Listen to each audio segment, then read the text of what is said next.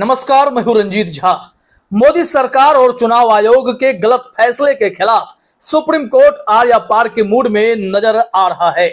दरअसल सीजेआई चंद्रचूड़ इन सब रवैयों पर नजर बनाए हुए हैं और काफी सख्त नजर आ रहे हैं। सिर्फ सीजेआई डीवाई चंद्रचूड़ ही नहीं, सुप्रीम कोर्ट में सीजेआई साहब के नेतृत्व में काम करने वाले तमाम न्यायाधीशों ने भी सरकार को अल्टीमेटम दे दिया है कि हम आंख मूंद कर नहीं बैठने वाले हैं। दरअसल आज दो ऐसी खबरें हैं जिसके हेडलाइन को बस आप देखिएगा, आप समझ जाएंगे कि सुप्रीम कोर्ट इस वक्त किस मूड में है। और मोदी सरकार चाहे फिर वो वन नेशन वन इलेक्शन के जरिए कुछ ऐसा करने के प्लान में हो जो कि अनैतिक हो, उस पर भी सुप्रीम कोर्ट दखल दे सकता है। दूसरी तरफ जब अमित शाह ने पार्लियामेंट में CrPC, IPC, Indian evidence act को खत्म करने का ऐलान कर दिया, प्रस्ताव पेश कर दिया था, वो सब मामला भी इस वक्त फिर से उठ सकता है। फाइलें एक के बाद एक खुलने जा रही हैं और इसमें सीजेआई डीवाई चंद्रचूड़ क्या करेंगे या फिर उनके नेतृत्व में काम करने वाले बाकी जस्टिस का क्या प्लान है, इन दो खबरों में साफ हो जाएगा। तो चलिए अपने स्क्रीन पर पहला हेडलाइन देखिए आप। इसमें कहा गया है, सेडिशन लॉ पर आर पार के मूड में सीजेआई, केंद्र की आपत्ति के बावजूद सुप्रीम कोर्ट करने जा रहा सुनवाई। यानी कि राजद्रोह कानून को लेकर सीजेआई डीवाई चंद्रचूड़ कुछ बड़ा फैसला करने जा रहे हैं। दूसरी तरफ एक और हेडलाइन आपको देखना चाहिए, यह भी सुप्रीम कोर्ट के जस्टिस का ही स्टेटमेंट है। इसमें कहा गया है, सुप्रीम कोर्ट को चुनाव में दखल देने का पूरा हक। जानिए जस्टिस क्यों बोले हम आंखें बंद करके तो नहीं बैठ सकते। अब इस दोनों खबरों की तह में चलेंगे, मामला क्या है। सबसे पहले हम लोग चर्चा करते हैं कि चुनाव आयोग को क्या कुछ सुनाया गया है और इस तरीके से जो मनमाने फैसले होने लगे हैं और सीजेआई डीवाई चंद्रचूड़ भी इन चीजों को देख रहे हैं कि कैसे मुख्य चुनाव आयुक्त राजीव कुमार सरकार के निर्देश का बस इंतजार कर रहे हैं कि वो कहें तो हम समय पूर्व चुनाव करा के दिखा दें, वो कहें तो हम वन नेशन वन इलेक्शन करा के दिखा दें।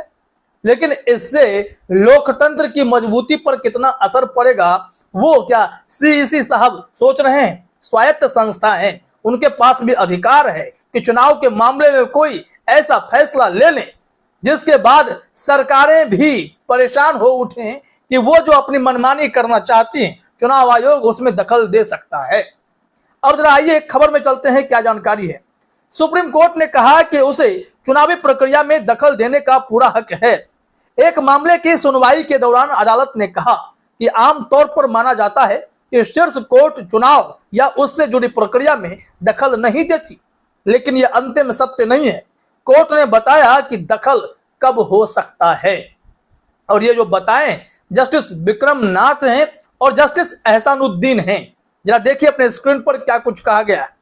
यहां बताया जा रहा है कि जस्टिस विक्रमनाथ और जस्टिस एहसानुद्दीन अमानुल्लाह की बेंच ने कहा कि अगर कोई अफसर गलत करता दिखता है तो कोर्ट का दायित्व है कि वो ऐसे मामले में दखल दें। बेंच ने कहा कि लोकतंत्र को बहाल रखने के लिए सबसे जरूरी प्रक्रिया चुनाव होती है।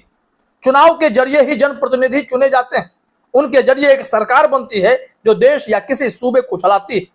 इस सारे मसले में सबसे अहम चीज चुनाव है। चुनाव अगर निष्पक्ष तरीके से होते हैं तो जनता के जरिए चुना हुआ प्रतिनिधि संसद या विधानसभा में पहुंचता है। लेकिन अगर चुनावी प्रक्रिया को आधिकारिक स्तर पर प्रभावित करने की कोशिश की जाती है तो कोर्ट मूक दर्शक बनकर नहीं रह सकता। ऐसे में उसे चुनावी प्रक्रिया में दखल देना ही होगा। तो अब तक सरकार अगर इस मुगालते में बैठी हुई थी कि वो जो चाहे कर सकती है, सरकार के कामों में अदालतें दखल नहीं दे सकती या फिर आयोग के फैसले में सरकार दखल नहीं दे सकती, तो जस्टिस साहब की इन बातों को गौर से मोदी सरकार भी सुन ले। फैसला एकदम साफ है, अगर आप गलत करेंगे, अगर आपकी दिशा भटकेगी तो सुप्रीम कोर्ट दखल देगा और उसे कोई रोक नहीं सकता है, क्योंकि सर्वोच्च न्यायालय के पास ही इंसाफ की उम्मीद हो सकती है और फैसले ऐसे होंगे जिसमें न्याय भी नजर आएगा। सीजेआई डीवाई चंद्रचूड़ इस वक्त आर या पार के मूड में हैं, वो भी नहीं बख्शने वाले। और उनके ही नेतृत्व वाले जस्टिस ने जब यह टिप्पणी कर दी है तो यकीन मानिए सीजेआई डीवाई चंद्रचूड़ भी इससे सहमत होंगे। अब इस मामले में आपको ध्यान देने की बात यह है कि जैसे अमित शाह ने CrPC, IPC, Indian evidence act खत्म करने के लिए लोकसभा में प्रस्ताव रखा और उस पर चर्चा होने लगी, तो इस संबंध में भी राजद्रोह कानून पर कहा गया था कि इस कानून को पूरी तरीके से समाप्त किया जा रहा है, लेकिन राजद्रोह कानून खत्म नहीं हो रहा है, किसी और रूप में लौटकर आ रहा था।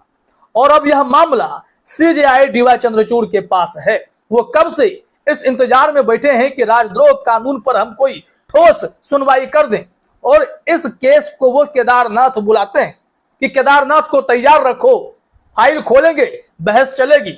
लेकिन उस वक्त सुप्रीम कोर्ट में हुआ क्या था कि जो एएसजी साहब हैं उन्होंने रिक्वेस्ट की थी थोड़ी मोहलत दे दी जाए हुजूर, उन्होंने मोहलत दी।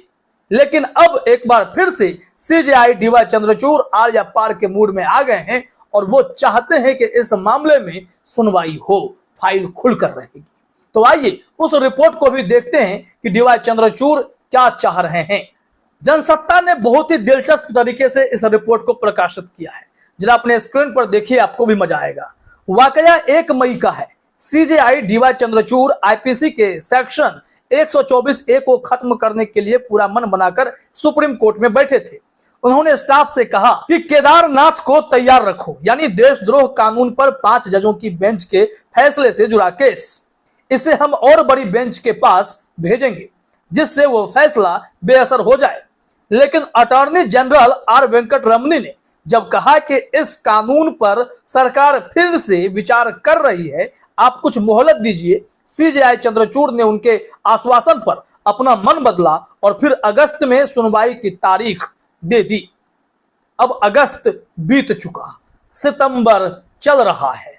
अब यहां से देखिए सीजेआई डीवाई चंद्रचूड़ क्या चाहते हैं।